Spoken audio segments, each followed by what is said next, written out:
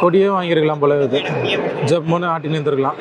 இந்த சாட்டை வாங்கிட்டு உள்ள நாட்டலோடு வெளியவே போட்டு வந்துட்டேன். மச்சான் அப்புறம் சாப்பிட்லாம், நான் கீழே ஜூஸ் வச்சுக்கிறேன், கொஞ்சம் எடுத்துக்கிறா. நமக்கு தான் காய் ஹெல்ப் பண்ணுறோம். ஊற்றினிக்குதா? ஓ மை காட், ஜூஸ் மொத்தம் காலி.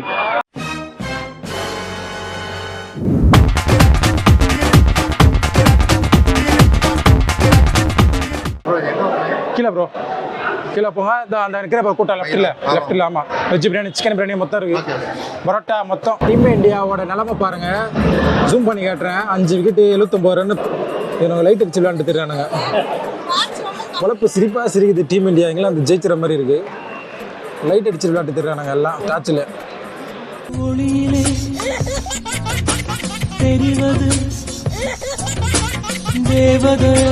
என்ன மச்சான் பேண்டு?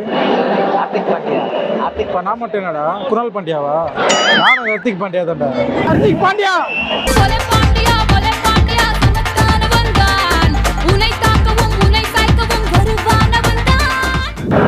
5 பாலுக்கு 4 ரன் அடிக்கணும். இந்த பக்கம் திலக் வர்மா, இந்த பக்கம் பவுலரு, நடுவில் ஒரு மெலிசான கோடு. ஷாட்டு. நாங்கள் மேட்ச்சுக்கு கொஞ்சம் லேட்டாக வந்துட்டோம். அதனால் அந்த வியூ பார்த்த உடனே அப்படியே நின்றுட்டேன். ஸ்ப்ரைட், ஃபேண்டா, பவன்டோ அப்படின்னு ஏகப்பட்ட ஜூஸ் இருந்துச்சு. 60 ரூபான்னு சொன்னாங்க. நான் கூட அந்த ஒரு பாட்டில் ஃபுல்லாக 60 ரூபான்னு நினச்சேன். அப்புறம் பார்த்தா தான் தெரியுது ஒரு கப்பே 60 ரூபா.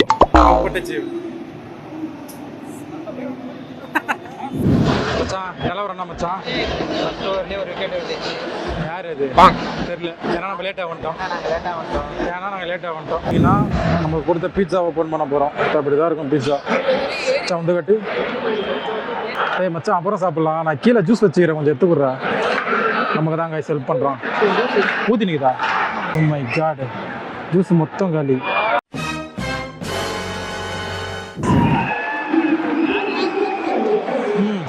ஓகே, இப்போ கரெக்டாக 4 லைன் கிட்ட வாஷிங்டன் சுந்தர் வந்திருக்காரு.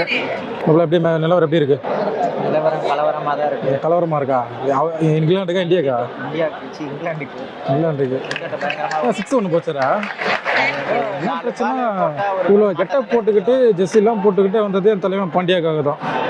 தலைவன் இப்போ தான் உள்ளேருந்து வெளியே போனான். தலைவன் பாண்டியா உள்ளே வந்துட்டா. அப்படி இதுக்கப்புறம் நடக்கிற சம்பவத்துக்கு நாங்கள் பொறுப்பு இல்லை. தலைவன் நிழலே 4 பக்கம் தெரியுது பாருங்க. நைட்டில் எப்பவுமே நிழல் 4 பக்கம் தெரியும். அது ஓகே பாருங்க கைஸ், எல்லாருமே வந்து ரிவ்யூக்கு தான் வந்து வெயிட் பண்ணாங்க. அவுட்டு எல்பிடபிள்யூக்கெல்லாம் வந்து வெயிட் பண்ணியிருக்காங்க. நம்ம ஃபோக்கஸ் பாண்டியா தான். பாண்டியா கிருஷ்ணா ஏதோ பேசினுக்கிறாங்க. பிஸ்னஸ் பிளானாக இருக்கும், இல்லாட்டி ஜியோ பிளானாக இருக்கும். இந்த வருஷம் ஜியோ பிளான் எவ்வளோ போடலாம். ஜாஸ் பட்டர் அவுட் கைஸ். 50 அடிப்பான்னு நினச்சேன். ஜாஸ்தி 50 அடிக்காமையே போகிறான். ஜாஸ் பட்லர் வந்து 50 அடிப்பாருன்னு நினச்சேன்.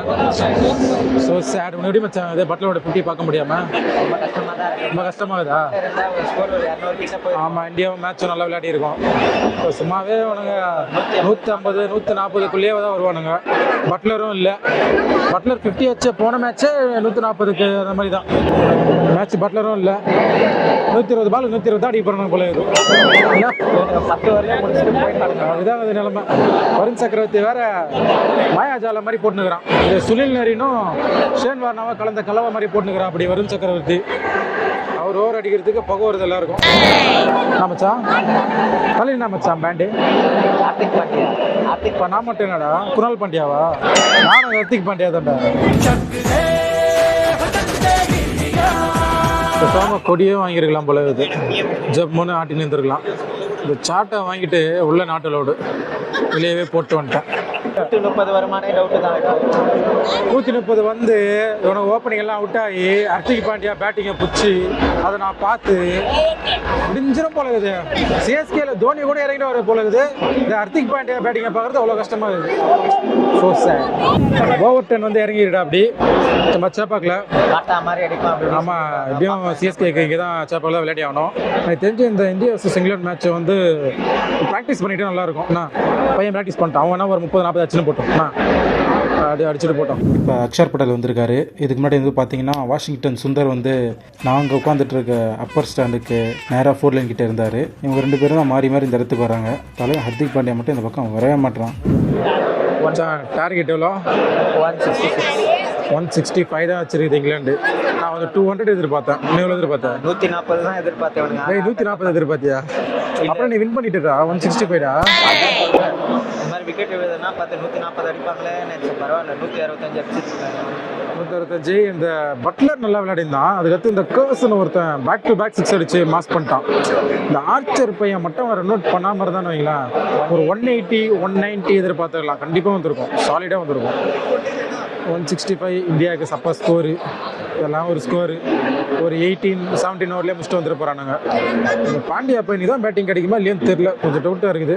பாண்டியா ஒரு 3 டவுன் இறங்கினா கிடைக்கும்னு நினைக்கிறேன். கொஞ்சம் பொறுத்து இருந்து பார்க்கலாம் என்ன நடக்குது அப்படின்ட்டு. India second batting Abhishek Sharma அந்த ஓப்பனிங் இருக்கிற சாம்சன் அபிஷேக் சர்மா வந்து விளையாட்டாங்கன்னா ஓகே. ஒருவேளை 2 பேரில் யாருன்னா ஒருத்தர் சீக்கிரமாக அவுட் ஆகிட்டாங்கன்னா இந்தியன் டீம் வந்து ரிஸ்க்கு தான். பார்க்கலாம் என்ன நடக்குதுன்ட்டு. ஒரு ரிங்கு சிங்கை வேற உட்கார வச்சு ஒரு போலர் வேற எடுத்துருக்காங்க. அதான் ஹைலைட். பேட்ஸ்மேனுக்கே பவுலிங் கொடுக்குறாங்க அபிஷேக் சர்மா. அப்படி இருக்கும்போது இதுக்கு ரிங்கி சிங்கெல்லாம் உட்கார வச்சாங்கன்னு தெரியல. பட் பார்ப்போம். ஃபர்ஸ்ட் ஆஃப் முடிஞ்சிச்சு, கொஞ்சம் நேரம் பிரேக்கு. ஸோ லைட்டாக பசிச்சுது, அதனால வெளியே வந்து ஏதாவது வாங்கலாம்னு சொல்லிட்டு வந்துட்டோம். அங்கே இருக்கிற அப்பர் ஸ்டாண்டில் வந்து அதிகமாக கிடையாது. பிஸா இருக்கும், ஜூஸ் இருக்கும், அவ்வளோதான். அப்புறம் பாப்கார்ன் இருக்கும். அதனால கீழே லோயர் ஸ்டாண்டோட ஷாப்புக்கு வந்துட்டோம். அங்கே வந்து ஏகப்பட்ட கடை இருக்குது. பிடிச்ச சிக்கன் பிரியாணியை வாங்கிட்டேன். சரியான கூட்டம். அப்பர் நான் லோயரில் போயிட்டு லோயரில் தான் கடைகள்லாம் நிறைய இருக்குது, அப்பரில் கடையே இல்லை. சரி பிரியாணி வாங்கிட்டோம். மேட்ச் ஸ்டார்ட் ஆகிடுச்சு. வாங்க போய் செகண்ட் ஹாஃபை பார்த்துருவோம்.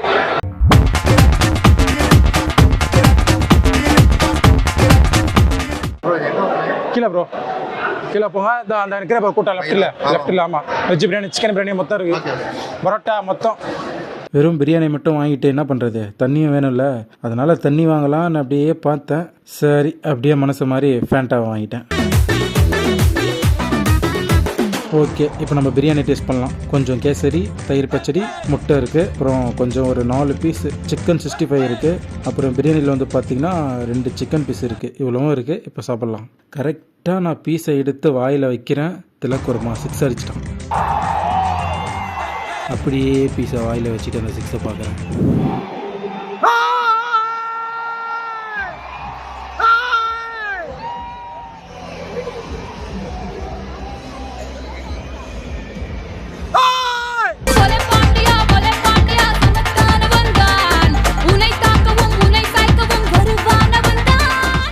பாண்டியா பாண்டியா பாண்டியா ரேங்கிங்கு என்னடா குரல் போயிடுச்சு. பாண்டியா வரும்போது 2 கத்துனா குரல் போயிடுச்சு. பேஷண்ட்டெல்லாம் பக்கத்தில் உட்கார வச்சுருக்கிறேன். தும்மினே இருக்கான். இவன் கொரோனா கிரணம் வந்துச்சு என்னன்னே தெரியல. சேப்பாக்க ஃபுல்லாக இப்போ கொரோனா பரப்பிட்டு போயிட்டு போகிறான். அதுதான் பண்ண போகிறோம். Pandya first ball. நாங்கள் ஆவலாக எதிர்பார்த்துக்கிட்டு இருந்த தலைமை ஹர்திக் பாண்டியா வந்துட்டான். 4-1 விட்டான். செம்ம வைப்பாக இருக்குது. தலைமை என்ட்ரி ஆகும்போது சரியான வைப்பு. இப்போ வந்து ஸ்ட்ரைக்கில் திலக் வர்மா ஹர்திக் பாண்டியா ஆடினு இருக்காங்க. மும்பை இந்தியன்ஸ் காம்போ 160 என்னடா 10 இந்தியாவுக்கு நினச்சேன். ஒரு 140 வச்சிருக்கலாம் போல. தலைமை பார்த்தா அப்படிதான் இருக்குது. பாருங்க தலைமை ஹர்திக் பாண்டியா வந்ததும் தெரியல, போனதும் தெரியல. முதல்ல ஜெயிச்சிக்கலாம்னு நினைச்சேன். ஸோ ஹர்திக் பாண்டியா ஸ்கோர் பாருங்க காய்ஸ். 7 ரன் அடிச்சிருக்கான் தலைவன். சேப்பாக்கில் வந்து 7 ரன். தலப்பர் ரீசன் அப்படின்னு சொல்லி மனசை தேர்த்திக்க வேண்டியதுதான். இந்தியாவோட நிலைமை பாருங்க. ஜூம் பண்ணி காட்டுறேன். 5 விக்கெட்டு 79 ரன். இவங்க லைட் அடிச்சு விளையாண்டு தெரியானுங்க. உழப்பு சிரிப்பாக சிரிக்குது. டீம் இந்தியா இங்கிலாந்து ஜெயிச்சிற மாதிரி இருக்குது. லைட் அடிச்சு விளையாட்டு தெரியானுங்க எல்லாம் டாச்சில். ஏன்டா மேலே அவ்வளோ பவர்ஃபுல்லாக 4 லைட் இருக்குது. அதை விட கூட நீங்கள் ஃபோன் அடிக்கிற லைட்டுங்கெல்லாம் தெரிஞ்சிட போது. ராஜேஷ் இப்போ வந்து பார்த்தீங்கன்னா ஒரு நோ பால் 3 ஹிட்டு. என்னத்த பண்ண போகிறாங்க நம்மளால பார்க்கலாம். ஸ்ட்ரைக்கில் யார்? ஸ்ட்ரைக்கில் வந்து நம்ம வாஷிங்டன் சுந்தர் அடிச்சுட்டாங்க.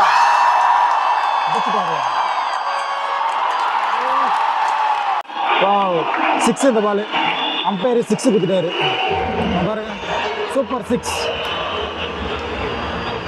சரியான ஷாட்டு. இருங்க ரிப்ளே பார்க்கலாம். ரிப்ளே எல்லாம் காட்டினா காப்பிரைட் ஆயிரும். நல்லா ஆட்டம் தான் வாஷிங்டன். ஆமாம் சரியான பால். சரியான ஏர்கர். அக்ஷர் பட்டேலை வந்து நம்பின்னு இருந்தேன். அக்ஷர் பட்டேலுமே வந்து லோ நந்து பண்ணிக்கிறாரு. 60 டிகிரி கேம் இதுதான். 360 சைடு சுற்றிக்கிட்டே இருக்கும். உங்களுக்கு தெரியுதா இல்லையா தெரியல, பாருங்க நல்லா தெரியுது பாருங்க, ரவுண்ட் பண்ணி காட்டிருக்கேன் பாருங்க.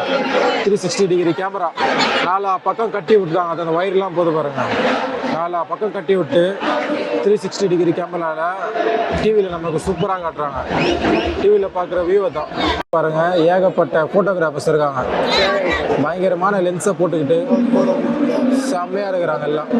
அவங்க பார்க்குற ஃபோட்டோ நல்லா ஹெச்டியாக கிளியராக வரதுக்கு காரணம் அந்த ஃபோட்டோகிராஃபர்ஸ் தான். எல்லாம் கோர்ப்பா சரியான பேட்டிங்கு 6 எல்லாருமே அப்ரிஷியேட் பண்ணுறாங்க பாருங்க.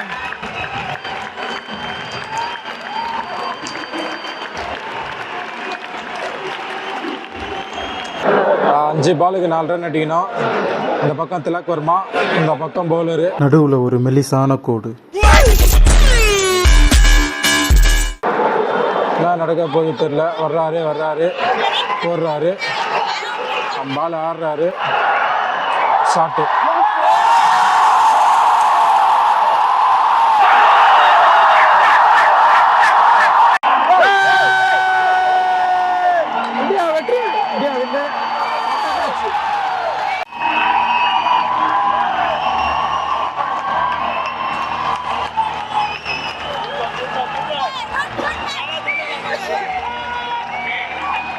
ரவி கிருஷ்ணா அண்ட் திலக் வர்மா பர்ஃபார்மன்ஸ் பார்த்தீங்கன்னா ரொம்ப சூப்பராக இருந்தது, வேறு லெவல் பர்ஃபார்மன்ஸு.